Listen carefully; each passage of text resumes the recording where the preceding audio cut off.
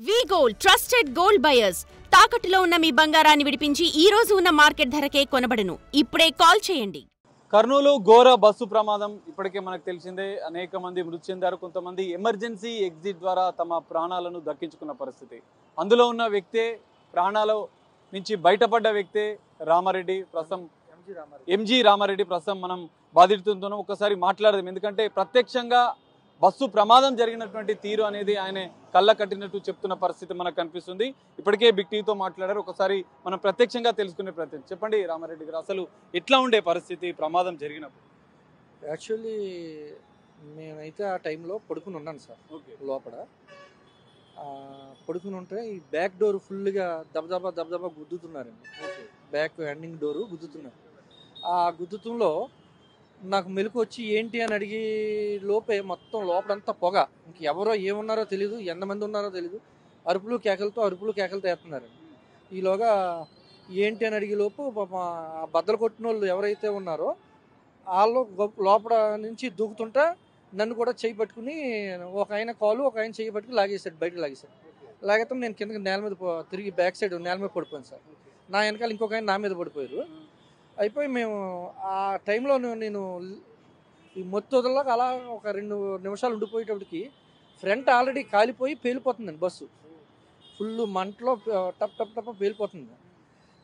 మాకేమి ఇదంతా బ్లడ్, అంతా వర్షం. ఇలాగా ఒక 2 నిమిషాలు ట్రాఫిక్ కూడా మొత్తం ఎక్కడెక్కడ జామ్ అయిపోయిందండి. అటు ఇటు మొత్తం ట్రాఫిక్ జామ్ అయిపోయింది. ఇంక మేము లెగలేని స్థితిలో వాళ్ళు ఎవరో వచ్చారు. వాళ్ళు మమ్మల్ని లేపి ఎడ్జిల మీద కూర్చోబెట్టి ఇలాగ ఇన్నోవా కార్ ఎవరిదో తెలియదండి పాపం. సడన్గా వాళ్ళు వచ్చి నాతో పాటు ఇంకొక 2 కూడా ఉన్నాం. వాళ్ళు మొత్తం ముగ్గురిని మమ్మల్ని కారులో ఎక్కించుకుని హాస్పిటల్లో దేబెట్టి అక్కడ చెప్పేసి వాళ్ళు వెళ్ళిపోయారు సార్. అంతే, అక్కడ వరకు మాకు జరిగింది అది సార్. లోపల మీరు కిందకి దిగేటప్పుడు వాళ్ళు మిమ్మల్ని లాగేటప్పుడు అసలు ఎట్లా ఉండే పరిస్థితి? ఎందుకంటే దాదాపు 40 మంది బస్సులో ఉన్నట్లు తెలుస్తుంది. చెప్పలేము సార్. అసలు ప్రాణాలతో వచ్చామంటే అది దేవుడిదయ్యా. ఇక్కడ ఈ భూదేవతల్లి దండ పెట్టుకుని వెళ్ళాం, మళ్ళీ ఆ భూదేవతల్లి ఇక్కడ తీసుకొచ్చింది అంతే. అసలు ఇంకా బస్సు ఎక్కింది కూడా ఇక్కడి నుంచే. ఎందుకంటే ఇక్కడ కుక్కట్పల్లి నుంచే మీరు బయలుదేరి అసలు ఇక్కడికి ఎందుకు వచ్చారు? మీరు ఎక్కడ ఉంటారు? మా బావగారి ఇంటికి వచ్చాం సార్. మా పాప బెంగళూరులో చదువుతుంది. నేను యాక్చువల్లీ ఇక్కడ నుంచి బెంగళూరు బయలుదేరి వెళ్తున్నాను సార్. యాక్చువల్లీ అక్కడ ఉంటాం మేము. ఈ చిన్న పని మీద వచ్చాను, బావగారిని కలిసేసి వెళ్దామని. బావగారిని కలిసేసి నిన్న ప్రయాణం పెట్టుకుని వెళ్తుంటే ఇది జరిగింది సార్. రామారెడ్డి ఇదే ప్లేస్ నుంచి బయలుదేరారు. నిన్న రాత్రి దాదాపు 9 గంటల సమయంలో ఇక్కడి నుంచే బస్సు ఎక్కారు. మరి ఇక్కడే ఇదే ప్లేస్కి మళ్ళీ బతికి ఆయన ప్రాణాలతో బయటపడ్డ పరిస్థితి. అయితే ఇక్కడ మీరు కీలక అంశం ఏంటంటే 40 మంది ఉన్నారు. మీరు మధ్యలో ఇక్కడి నుంచి స్టార్ట్ అయినాక బస్సు పరిస్థితి ఏ విధంగా ఉండే? మధ్యలో ఏమైనా ఇబ్బందులు జరిగాయా? మధ్యలో ఇక్కడ మాకు ఇచ్చిన నెంబర్ బస్సు ఎక్కించలేదు సార్. వేరే బస్సు వాల్వో వేరే బస్సు ఎక్కించారు. వై జంక్షన్కి వెళ్ళాక మాకు ఏ నెంబర్ అయితే ఇచ్చారో బస్సు నెంబరు ఆ బస్సులోకి షిఫ్ట్ చేశారండి. వై జంక్షన్ దగ్గర మీరు ఆ బస్సు వి కావేరీ ట్రావెల్స్ షిఫ్ట్ చేశారండి.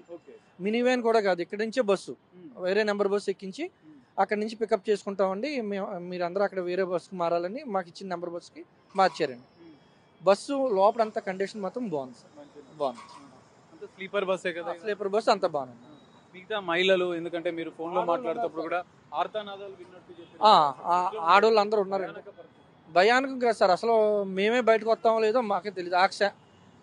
ఇప్పుడు ఇలా మాట్లాడుతున్నాను కానీ ఆ క్షణం మనకి ఏంటనేది కూడా ఏమీ తెలియలేదు సార్.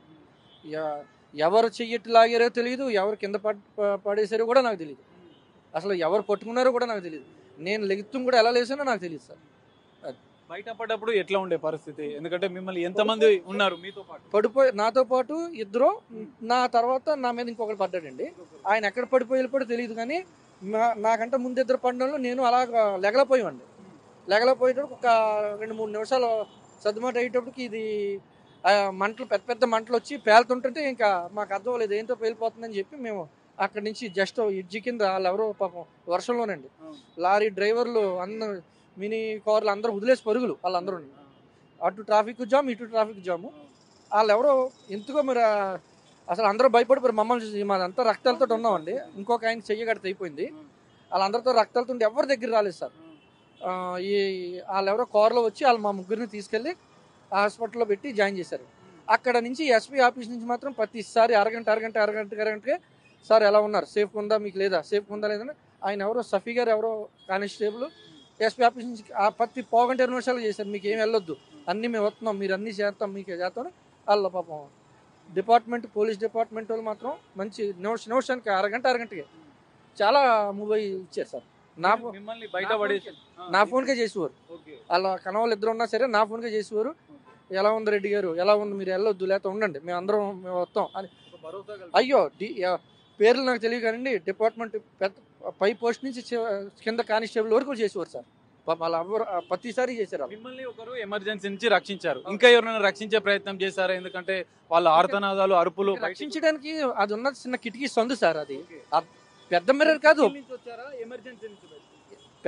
పెద్ద మిర్రర్ కాదు సార్, ఆ డోర్ కి చిన్న కిటికీ, చిన్న మిర్రర్ అది. ఆ డోర్ చూడండి, మనకి పెద్ద బస్సులకి వెనకాల చిన్నది పెడతారు కదా సార్, అది డోర్ అండి, మిర్రర్ కాదు అది. దాన్ని గుద్దుతోటికి నేను లాస్ట్కి లేచాను. అప్పటి వరకు 2 నిమిషాల ముందు 3 నిమిషాల ముందు గుద్దుతున్నారు, నాకు తెలియదు. ఆ సౌండ్కి ఏంటి అని లేచేటప్పటికి మొత్తం పొగ లోపల, ఈ లెఫ్ట్ రైట్ కాకుండా సెంటర్ అంతా కూడా పొగతోటి అరుపులు కేకలు, అందరూ అరుపులు, ఆడవాళ్ళు అందరూ అరుతున్నారు. ఇంకా నేను వెనక చూసి అటు వెళ్ళి లోపు కూడా ఛాన్స్ లేదండి. ఇలా ఒకడేమో ఇలా చేయి పట్టుకున్నాడు, ఒకడు ఇలాగా కాళ్ళెట్టుకు లాగేశారు సార్. నిజంగా ఈ రోజు మీరు ప్రాణాలతోనే బయటపడ్డారంటే భగవంతుని దయ. ఇదే రోజు మీ బర్త్డే అని కూడా తెలుస్తుంది. బర్త్డే రోజు భగవంతుని దయతో మీరు బయటపడ్డారు. ఇట్లా ఏం చెప్తారు? నేను చెప్పేది ఏం లేదు సార్, దేవుడు సాయం చేశాడు, దేవుడు నిలబెట్టాడు అంతే. కరెక్ట్. ఏ సమయంలో జరిగింది? మిగతా వాళ్ళంతా కూడా అప్రమత్తం అయ్యారా? మొత్తం అందరూ నిద్రలో ఉన్నారు సార్, అందరూ నిద్రలో ఉన్నారు సార్, అందరూ నిద్రలో. కొంతమంది అయితే నాకు తెలిసి లేగలేదండి, ఇంకా అలా పడుకుని ఉండిపోయి పాపం. కొంతమంది అరుపులకి లాస్ట్లో వేసి ఉంటే అప్పటికే ఫైర్ అయిపోయింది మొత్తం సగం. అదే మేము ఫ్రంట్ ఉంటే మేము ఈ రోజు నేను కూడా మీకు మాట్లాడలేదు. బండి తాకింది అంటున్నారు, ఎందుకంటే బండి యాక్సిడెంట్ అయింది. అది ఇప్పుడు చెప్తున్నారండి, నాకు కూడా ఫోన్లు చేస్తున్నారు కదా, ఫోన్ చేసే వాళ్ళు యాక్చువల్లీ ఫస్ట్ బండి కింద బైక్ తగిలేసి అయింది అంటున్నారు. అది నిజంగా నాకు తెలియదు, కానీ మేము నడిచి ఒక 600-700 మీటర్ దూరంలో బైక్ డూమ్ మాత్రం ఉందండి అక్కడ. ఇప్పుడు వాళ్ళు చెప్పాక ఆ మొత్తంలో మేము చూసింది డూమ్ ఉందండి, బైక్ డూమ్ ఉంది. ప్రమాదం జరిగిన తర్వాత అసలు బయట పరిస్థితులు ఏముండే? మిగతా ఎవరైనా వాహనాల వాళ్ళు సహాయం చేయడానికి ఎవరు కొన్ని వీడియోలు వైరల్ గా సార్, ఎవరో సాయం చేయడానికంటే పేలుతుంది సార్, బస్సు అది పేలుతుంటే అందరూ పరుగులెట్టారు. ఆ లారీ డ్రైవర్లు కూడా పరుగుని వచ్చారు, కానీ వాళ్ళు కూడా పారిపోయారు సార్ దూరంగా. ఇంకా లాస్ట్ పాపం వాళ్ళు ఎవరో కారులో వచ్చారు సార్, మాత్రం వాళ్ళు ఎవరో మరి నేను అడ్రస్ కార్డు తీసుకోలేదు, అడగలేదు. ఆ వర్షం తడిసిపోయి వణుకుతోటి మాకు వాళ్ళ నిజంగా ఆ టైంలో హాస్పిటల్ తీసుకెళ్లాలన్నా కూడా జడుతారు మొత్తం. ఇంకంతా ఇవన్నీ బట్టలు మార్చేసాం సార్ అక్కడ. వాళ్ళు ఫ్రంట్ సీట్ లో మంటలు ఫ్రంట్ సైడ్ వచ్చినాయి. ఫ్రంట్ సీట్ లో ఉన్న వాళ్ళంతా కూడా దహనం అయిపోయిన, దగ్ధం అయిపోయిన పరిస్థితి. మీరు బ్యాక్ సీట్ లో ఉండడం వల్లనే ఈ రోజు బయటపడ్డారని తెలుసు. మీ సీట్ నెంబర్ ఎంత? మీరు బయటపడ్డ వాళ్ళకి, మిమ్మల్ని బయట పడేసిన వాళ్ళకి ఏం చెప్తారు? అప్పర్ 19 అండి, అది పై సీట్ అండి. నన్ను బయటికి తీసిన వాళ్ళు వాళ్ళెవరో కూడా నాకు తెలియదు. ప్రతి ఒక్కరికి నాకు ఎవరైతే ఆ యొక్క పొగలో కూడా నన్ను ఎవరైతే చెయ్యట్లాగారో ఎవరెవరు కూడా తెలుసా. నా జీవితం అంతా వాళ్ళే నాకు జన్మనిచ్చారు సార్. మీ ఫ్యామిలీ బ్యాక్గ్రౌండ్ ఏంటి? మీరు ఎక్కడ, మీ ప్రాపర్ ఎక్కడ, మీ కూతురు, మీ పిల్లలు? మా ఫాదర్ అగ్రికల్చర్ అండి, మాది ఇప్పటి నుంచి అగ్రికల్చర్ ఫ్యామిలీ. బ్రదర్ వాళ్ళు ఇన్స్టిట్యూట్స్ ఉన్నాయి. సొంతూరు పందలపాక అండి, అనపర్తిలో ఉంటారు. ఫాదర్ మదర్ కూడా పందలపాకలో ఉంటారు సార్. మా బావగారిని తెలిసి 6:37 వరకు ఏం చెప్పలేదు సార్. నేను వస్తున్నాననే తెలుసు. వాళ్ళు ఎవరికి ఇంకా మార్నింగ్ నేను ఫోన్ చేస్తే వాళ్ళు ఏదో నన్ను సర్ప్రైజ్ చేయడానికి ప్లాన్లో వాళ్ళు ఉన్నారు. నెమ్మదిగా నేను ఏం చేశానంటే ఫోన్ చేసి కొద్దిగా ఇలాగా ఏమనుకోవద్దు, నేను మళ్ళీ బస్సు దారిలో ఆగిపోయింది, నేను మళ్ళీ రిటర్న్ వెళ్ళిపోతున్నాను హైదరాబాద్ అన్నానండి. ఫస్ట్ చెప్పింది అదే. మళ్ళీ పావుగంట అరగంటల తర్వాత మళ్ళీ, ఎందుకంటే అక్కడ ఆల్రెడీ డిఎస్పీ ఆఫీస్ నుంచి అందరూ ప్రెస్ వాళ్ళు వస్తారు సార్, మీరు కంపల్సరీ మీరు విట్నెస్ ఉన్నారు, మీరే బయటకు వచ్చి ఉంది అన్నాక నేను ఫోన్ చేసి కొద్దిగా ఇలాగా చిన్నది యాక్సిడెంట్ అయ్యింది, కంగారు పడకండి, నేను సేఫ్గా ఉన్నానని చెప్పింది. తర్వాత నేను ఒక గంట తర్వాత వాళ్ళకి ఆల్రెడీ అన్నీ తెలుసుకొని, ఇంకా కంగారు పడొద్దు, మీరు రావద్దు, వాళ్ళు బయలుదేరి కూడా వచ్చేస్తాను, పాప మా వైఫ్ వచ్చేస్తాను, మీరు రావద్దు, నేను బావగారు ఇంటి దగ్గర ఉండి మళ్ళీ 2 రోజులు పోయాక అక్కడికి వస్తాను. ఇంత పెద్ద బస్సు ప్రమాదం, కొంతమంది బయటపడ్డారు, కానీ చాలా మంది అందులో దహనం అయిపోయిన పరిస్థితి. వాళ్ళందరికీ విషయంలో వాళ్ళ కోసం నేను చెప్పలేను సార్. ఇప్పటికి నా మైండ్లో వాళ్ళ అరుపులు కేకలకి నేను చెప్పలేను సార్. ఇంకా దేవుడు మరి అలా ఎందుకు చేశాడు? చిన్నపిల్లలు కూడా ఉన్నట్టున్నారు సార్.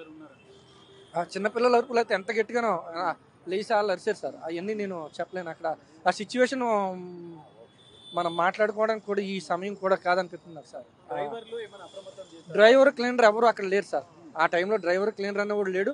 వాళ్ళు వచ్చి కానీ ఆ డోర్లన్నీ కానీ ఓపెన్ చేసి ఉంటే కొద్ది గొప్ప ఇంకా సేవ్ అవుదు. ఎవడో లేడు. ఈ బద్దలు కొట్ట ఉత్తప్పుడు మనం 10 సార్లు చెప్తారు సార్, బద్దలు కొట్టేసి బయటకు వచ్చేయాలి, బద్దలు కొట్టేసి ఆ సుత్తి గట్ట పెడతారు. ఇవన్నీ అక్కడ ఏమి అంటే బస్సులో ఆ టైంకి మాకేం మొత్తం అంతా నల్లని పొగతో గుమ్ముకుపోయింది సార్. ఎవరెవరో కూడా తెలియదు. ఇంకా ఇష్టదైవం కృతజ్ఞతలు చెప్పుకోవాలి సార్. పునర్జన్మ ఇచ్చారు అనుకోవాలి. Thank you sir. సో ఇది రామారెడ్డి కుకట్పల్లి నుంచి రాలేదు. మీరు ఇందాక ఫోన్ చేస్తుంటే మేము అక్కడ డాక్టర్ గారు. ఇది రామారెడ్డి ఇక్కడి నుంచే బయలుదేరాడు. ఈరోజు తన బర్త్డే మియాపూర్లో ఉన్నటువంటి తన బావని కలిసేందుకు ఆయనే వచ్చాడు హైదరాబాద్కి. అనంతరం తిరిగి వెళ్తున్నాడు. నిన్న రాత్రి ఎగ్జాక్ట్లీ 9:20కి ఇదే ప్లేస్ నుంచి ఆయన బస్ ఎక్కాడు. సో భగవంతుని దయ వల్ల తన బర్త్డే రోజు ఎమర్జెన్సీ విండో ద్వారా ఎవరో కాళ్ళు పట్టి బయటికి లాగారు. దీంతో ప్రాణాలతో బయటపడ్డ పరిస్థితి. తాను కాపాడిన వాళ్ళకి కృతజ్ఞత చెప్తున్నారు. అదే సందర్భంలో ఈ బస్సు ప్రమాదంలో మృతి చెందడం ఎంతో బాధాకరం అంటూ చెప్తున్నారు. ప్రత్యక్షంగా అత్యంత భయానక పరిస్థితులు బస్సులో నెలకొన్నాయి. ఎవరో భగవంతుని రూపంలో తనని కాపాడారంటూ కూడా రామారెడ్డి ప్రత్యక్షంగా బస్సులో ఉన్న వ్యక్తి ఎమర్జెన్సీ విండో ద్వారా బయటికి వచ్చిన రామారెడ్డి ప్రత్యక్షంగా బిగ్ టీవీతో చెప్తున్న పరిస్థితి. కెమెరామెన్ ప్రశాంత్తో కలిసి సాగర్, బిగ్ టీవీ, కుకట్పల్లి నుండి.